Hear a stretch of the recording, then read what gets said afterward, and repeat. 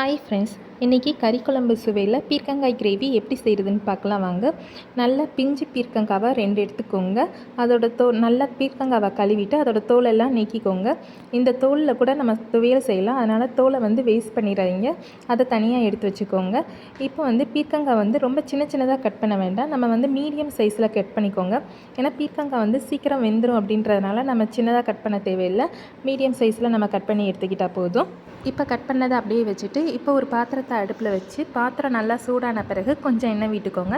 எண்ணெய் சூடான பிறகு கொஞ்சம் கடுகு உளுந்து சேர்த்துட்டு அது நல்லா பொரியட்டும்.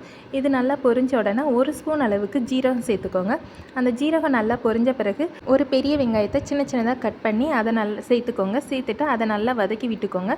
வெங்காயம் நல்லா வதங்கட்டும். வதங்கின பிறகு நம்ம கட் பண்ணி வச்சுருக்கிற பீர்க்கங்காயை இது கூட சேர்த்து நல்லா ஒரு நிமிஷத்துக்கு வதக்கி எடுத்துக்கோங்க. வதக்கின பிறகு அதுக்கு தேவையான கொஞ்சமாக உப்பு, பீர்க்கங்காய்க்கு தேவையான உப்பு சேர்த்துக்கோங்க.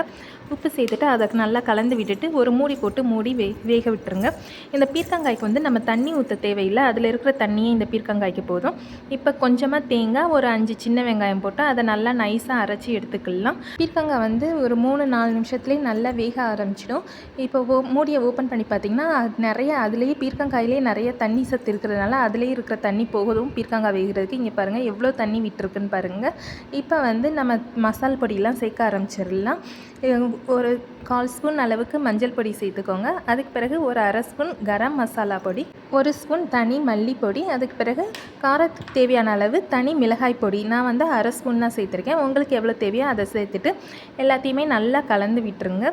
கலந்து விட்டுட்டு இப்போ நம்ம அரைச்சி வச்சுருக்கிற தேங்காய் விழுதையும் இதோட சேர்த்துக்கோங்க. சேர்த்துட்டு தேவையான அளவு கொஞ்சமாக தண்ணி விட்டுக்கோங்க. கிரேவின்றதுனால நான் கொஞ்சமாக தான் தண்ணி சேர்த்துருக்கேன்.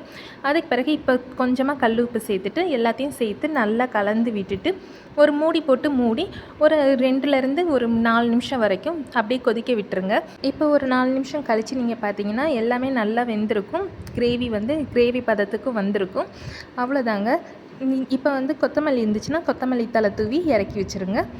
ரொம்ப சிம்பிளான பீர்க்கங்காய் கிரேவி ரெடி.